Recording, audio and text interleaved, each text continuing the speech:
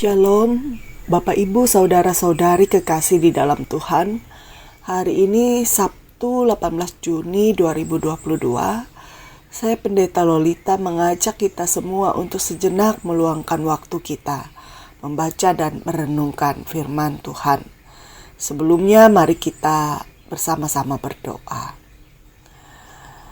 Sabdamu abadi, seluruh langkah kami yang mengikutinya hidup dengan sukacita. Amin.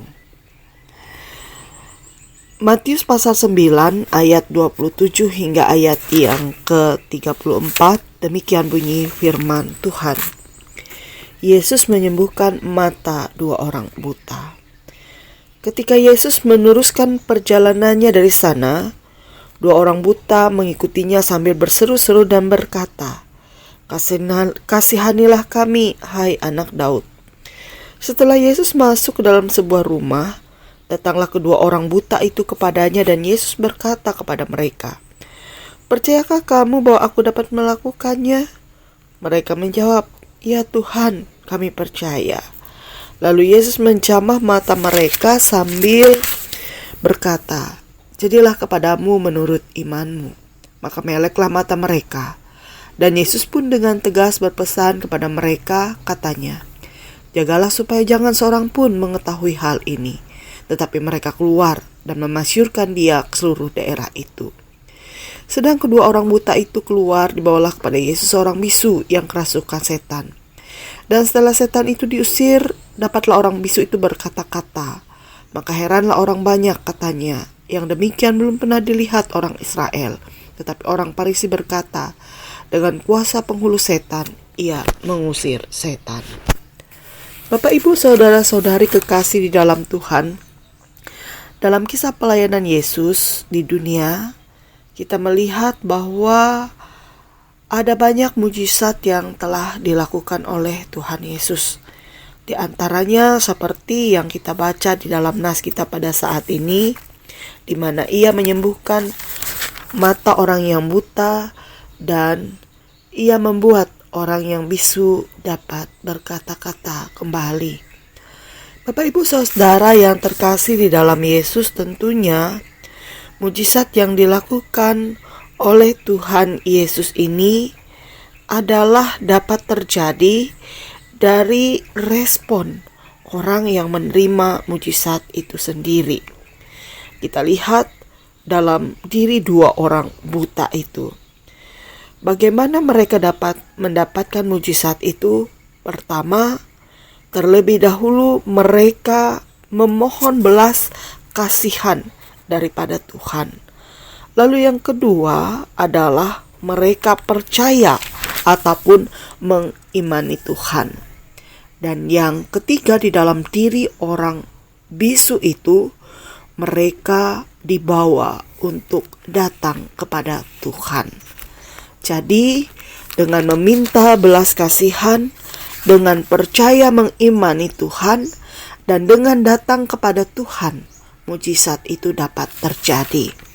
Orang yang buta, matanya menjadi melek dan dapat melihat. Orang yang bisu dapat berbicara. Nah, Bapak, Ibu, Saudara yang terkasih di dalam Tuhan, saya percaya bahwa di dalam kehidupan kita, di tengah-tengah dunia ini, kita juga mengharapkan mujizat dari Yesus dalam segala keadaan kehidupan kita.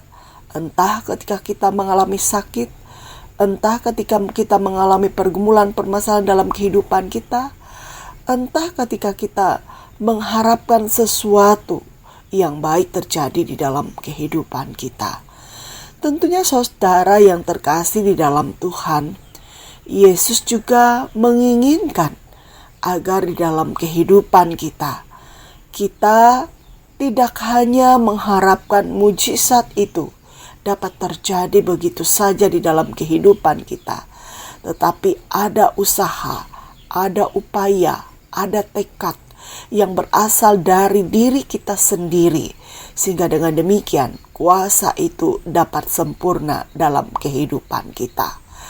Karena itu, biarlah kiranya Bapak Ibu Saudara yang terkasih dalam Tuhan, dalam kehidupan ini, terus kita datang kepada Tuhan, memohon belas kasih Tuhan dalam kehidupan kita, senantiasa percaya, teguh di dalam iman kita kepadanya, dan mau datang kepada Tuhan Yesus, sehingga dengan demikian kuasanya dinyatakan atas kehidupan kita.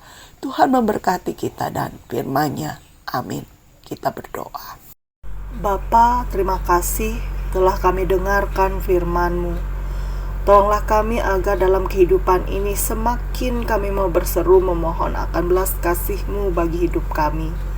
Percaya dan mengimani kuasa-Mu serta lebih lagi memiliki kerinduan untuk datang dan menyerahkan segenap keberadaan kami kepadamu. Kami percaya bahwa kuasa-Mu terjadi dalam hidup kami. Kami mau serahkan seluruh kehidupan jemaat-Mu, pribadi, keluarga, maupun persekutuan orang percaya ke dalam tangan pengasihan-Mu, terkhusus yang ada di IKA Jorima Kunjung. Pimpin seluruh umat-Mu Tuhan dalam menjalani kehidupan di sepanjang hari ini, pun dalam segenap tugas, pelayanan, dan tanggung jawab yang dibebankan bagi masing-masing. Tuhan menolong agar ada hikmat untuk menjalaninya, dan umat-Mu boleh beroleh berkat melalui segala usaha pekerjaan yang ditekuni. Mereka yang lemah dalam keadaan sakit beroleh kekuatan dan pemulihan. Mereka yang berbeban berat beroleh kelegaan.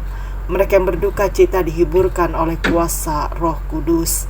Kami serahkan doa dan permohonan kami dalam nama Tuhan Yesus yang telah mengajar kami berdoa bersama. Bapa kami yang di sorga, dikuduskanlah nama-Mu. Datanglah kerajaan-Mu, jadilah kehendak-Mu di bumi seperti di sorga. Berikanlah kami pada hari ini makanan kami yang secukupnya, dan ampunilah kami akan kesalahan kami, seperti kami juga mengampuni orang yang bersalah kepada kami. Jangan bawa kami dalam pencobaan, tapi lepaskanlah kami daripada yang jahat. Karena Engkau punya kerajaan dan kuasa dan kemuliaan sampai selama-lamanya. Amin.